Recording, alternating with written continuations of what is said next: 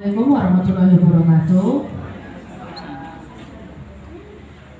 Yang terhormat K3S Kecamatan Pakal, yang saya hormati Bapak Ibu guru kelas 5 dan 6 dari SD negeri maupun dari SD swasta sekecamatan Pakal.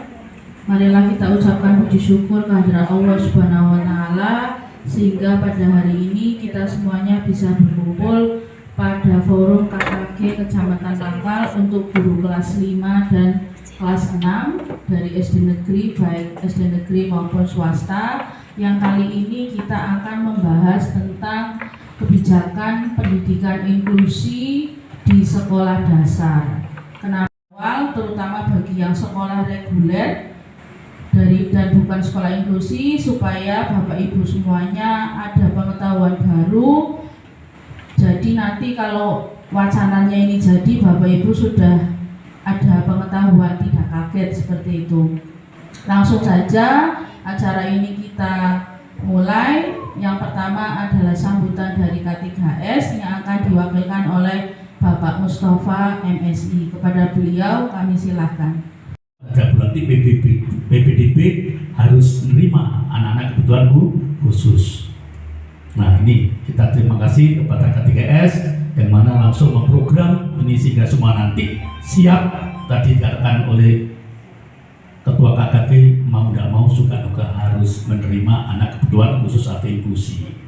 Semoga pelaksanaan alih informasi nanti bisa berjalan dengan lancar dan Bapak Ibu bisa mengikuti. Selama 1,5 jam ke depan kita sharing informasi aja nggih, karena sebenarnya saya yakin Bapak Ibu di sini yang lebih senior dari saya sebenarnya sudah lebih expert.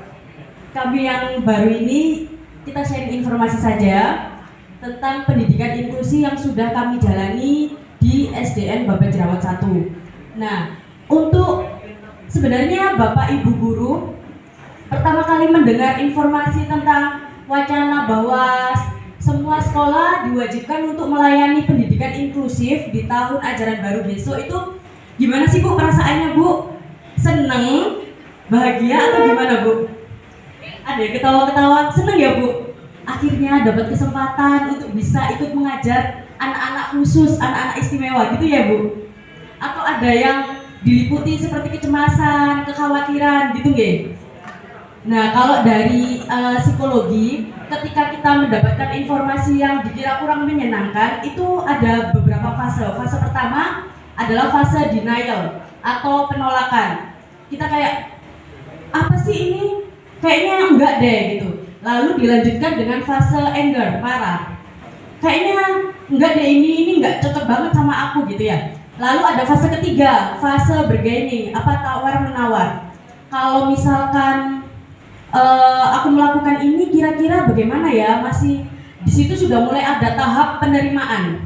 Lalu selanjutnya ada fase depression, dan saya yakin dalam kasus ini Bapak Ibu guru tidak sampai pada fase depresi gitu kan Ge? Nah, yang terakhir adalah fase acceptance, yaitu penerimaan. Jadi kita semua di sini sudah dalam fase penerimaan, terutama tahun ajaran baru juga sudah akan berjalan 4-5 bulan ke depan Ge. Nah, dalam fase penerimaan ini kita sudah mulai siap untuk mengumpulkan informasi, untuk menyongsong, untuk mempersiapkan diri menghadapi kebijakan pemerintah yang baru. Nah, di sini kita bertanya-tanya, apa sih pendidikan inklusif itu?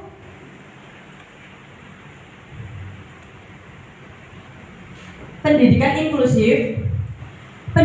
inklusif memiliki prinsip dasar bahwa selama memungkinkan, semua anak seyogyanya belajar bersama-sama tanpa memandang kesulitan ataupun perbedaan yang mungkin ada pada diri mereka masing-masing.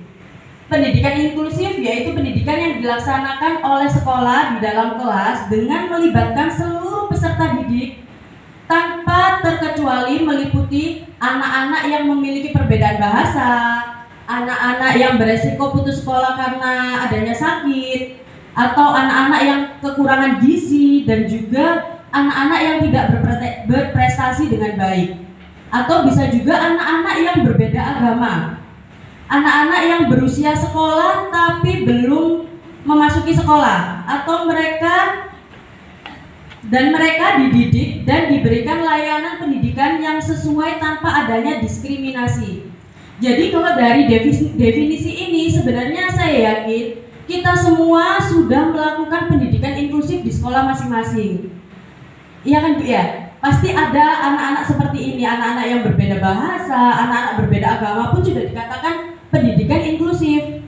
Hanya saja mungkin kekhawatiran Bapak Ibu semuanya itu lebih ke seperti ketakutan ketika nanti anak yang memasuki kelas jenengan itu anak yang misalnya memiliki agresivitas tinggi, anak yang dengan sensori integrasi itu maksudnya anak yang kebutuhan akan sensornya itu tinggi Bapak Ibu. Jadi tangan bahkan indera-indera yang lainnya dia itu kayak butuh untuk terstimulus gitu. Jadi dia itu akan sering berkeliaran di dalam kelas untuk menyentuh apapun yang kita bilang, ih nah ini nggak bisa diem gitu. Nah anak-anak seperti itu yang mungkin menimbulkan kekhawatiran bagi jenengan ya. Apakah saya bisa menghadapi anak seperti ini di dalam kelas? Apakah anak seperti ini akan mengganggu proses belajar mengajar saya di dalam kelas gitu? Tapi di sini juga dijelaskan Ibu-ibu, pendidikan inklusif memiliki prinsip dasar bahwa selama memungkinkan. Jadi ketika nanti kita sudah terjun ke dalam pendidikan inklusif, kita akan bertemu dengan mengidentifikasi anak-anak berkebutuhan khusus. Di dalam identifikasi itu Ibu-ibu, jenengan nanti akan dihadapkan untuk melihat anak ini hambatannya apa dan apa yang dibutuhkan di dalam proses belajarnya. Jadi jangan khawatir Bu, ketika anak yang autis misalkan ya fokusnya itu cuman sedikit atau sebentar, dia tidak butuh terlalu lama misalkan mengikuti proses belajar mengajar sesuai teman-teman regulernya dari jam 7 sampai jam 2.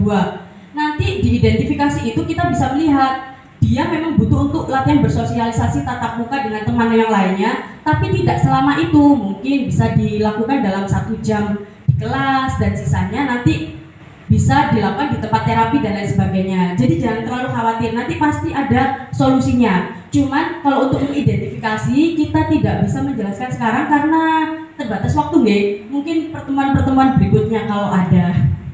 Selanjutnya, perkembangan kebijakan inklusif di Indonesia. Dengan topik pembahasan gambaran kebijakan pendidikan inklusif di Indonesia. Perkembangan sekolah inklusif pada tahun 2020 sampai 2023 bisa kita lihat pada tahun 2020 jumlah satuan pendidikannya 35.818.